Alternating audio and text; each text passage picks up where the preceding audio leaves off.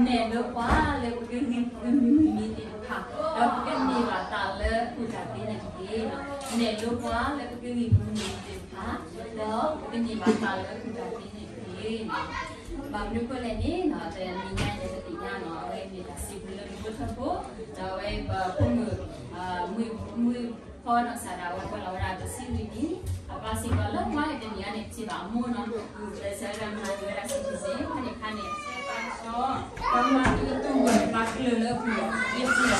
Karena ni awal tu awal lah. Apa ni tu ni lah. Atas semua ni awal dah no. Tapi kalau si awal apa ni koplu si awal dah no. Ini tu ini masa dah ya si awal dah koplu bagi ni tu ini. Tapi kalau ni awal dah asyik tu ni lelon, awal ni lelon makin baru bah. Akamau ini, rata ini hal lebih ni mana tu tidak payah lagi. Kan kita mesti hal lebih kau itu di mana ada koplu. Lalu jaya lagi si tuan kulit campur. Lalu ni tu pegati sungu lalu pertama cakap kopi, tapi balik kopi pasal merah tak balik kopi pasal merah sama pada tu pada tu kulit campur mereka lepas tu ni kopi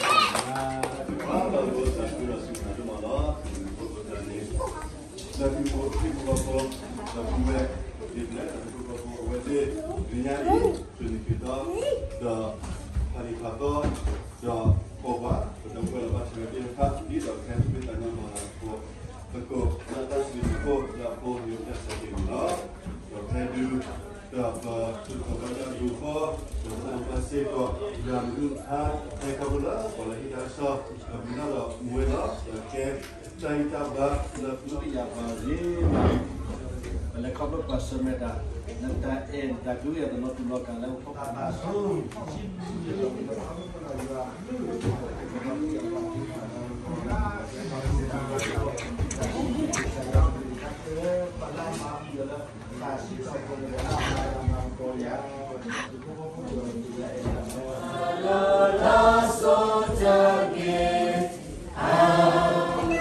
Mereka bukan ada nama mereka, mereka pada orang mau kan mesu nak kui, dan mau ye.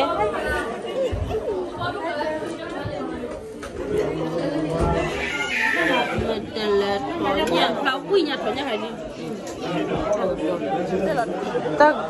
Tak suci mungkin lah.